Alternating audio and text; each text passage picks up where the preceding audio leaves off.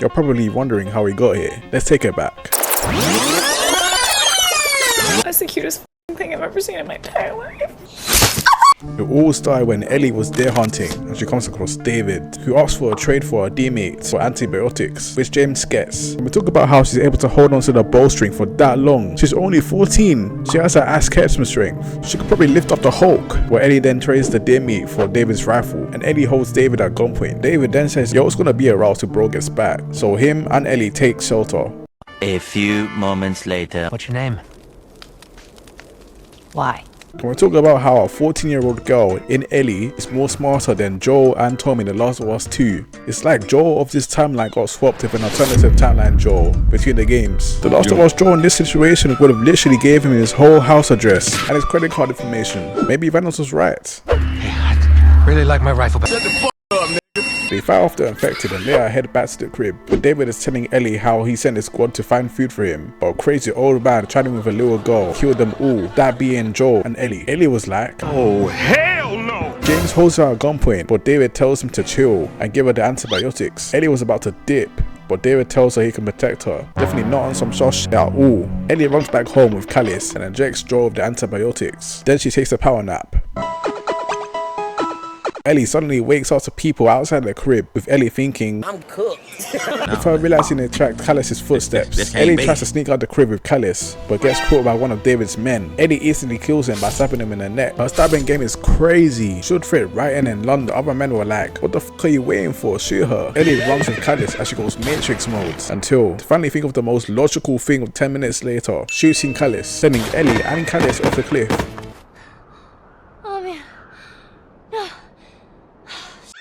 With it turning out they actually killed Callus. Can we take a moment to take in how Ellie was actually upset about Callus dying here? She did not have the same energy for Shimmer.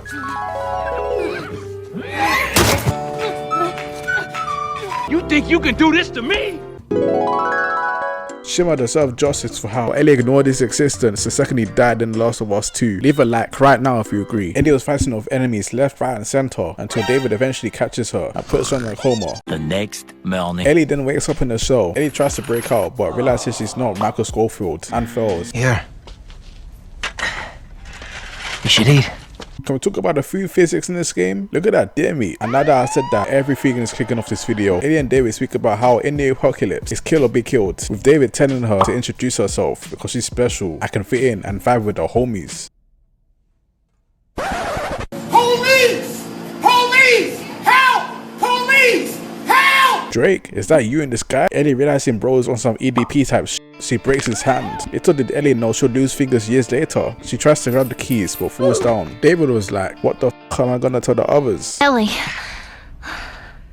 What? Tell them that Ellie is the little girl that broke your finger. Can we take a moment to really remind ourselves how Ellie's voice actor is the same voice actor as Gwen Tennyson from Ben 10? Crazy. The following Thursday. Joel wakes up and realizes Ellie is gone. Still injured for getting stabbed from that pole. He gets up, still struggling and then leaves the crib to encounter David's men. Then they try to hold him off as one of them tries to stab Joel, but Joel's doing his LeBron Miami heat up. So Joel kicks the guy with a knife and headbutts the guy holding him off and backs him against the wall. Then kicks the other guy in the face and drags him into the building. This is one of the best scenes in the game. It's knowing that these guys don't have names and I don't have anything to call them on the script. So I'll call this guy Bob and the other guy's called Aaron, okay? Cool. Joel repeatedly punches the hell out of Aaron before moving on to Bob, who is tied up to the chair. Joel interrogates Bob, asking Ellie's whereabouts. What girl? I don't know no girl. Then Joel stabs his knee and asks him again, threatening to pop his knee off. Bob tells him she's alive. Joel applies pressure on him by pushing the knife even deeper, eventually getting Bob to say she's in the town. Joel gets his map out to get him to mark it down for Aaron to verify it. Bob pleads to Joel, I ain't capping, I swear, but strangles him to death anyway. Aaron was like, nigga, he told you what he wanted. What's the big deal? I ain't telling you shit. Joel was like, I believe him. I made him go night-night. Like he just got hit with a Curry 3-pointer. Man, why did they have to ruin Joel? So you can't believe this is the same Joel that really let a stranger know his name. What happened, man? Meanwhile. Wakey. Come on. Let's go! This is exactly like that video of the police officers stomping into that guy's cell and waking him up by force. Wakey. Let's go! Come on! Let's go!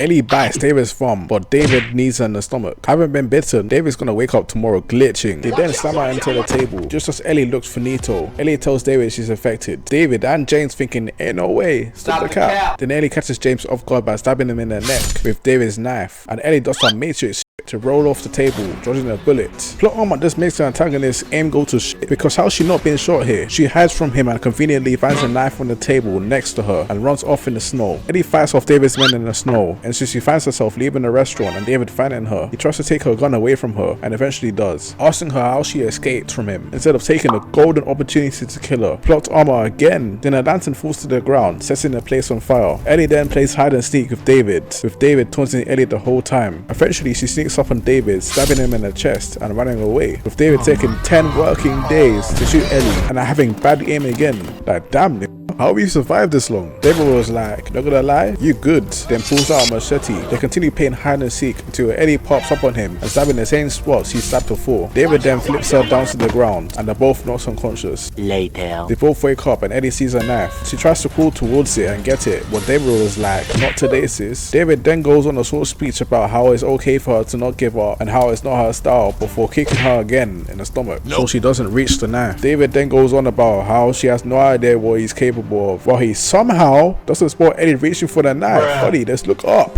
Ellie reaches it and cuts his neck with it. See what happens next in this scene for the first time is crazy. And angrily smacks the shit out of David's face so bad that the cameraman didn't show it. She does this until Joel stops her and comes to her rescue. Joel takes her back to the crib and I can't help but think Ellie didn't take the machete with her. She would have been dangerous. She would have been in the wanted list for sure, especially in The Last of Us 2. Speaking of The Last of Us 2, the death of Joel made Ellie go on a quest for revenge, so she went on a journey trying to find Abby and fought her twice, which you can check a video out on the left of my channel icon and subscribe.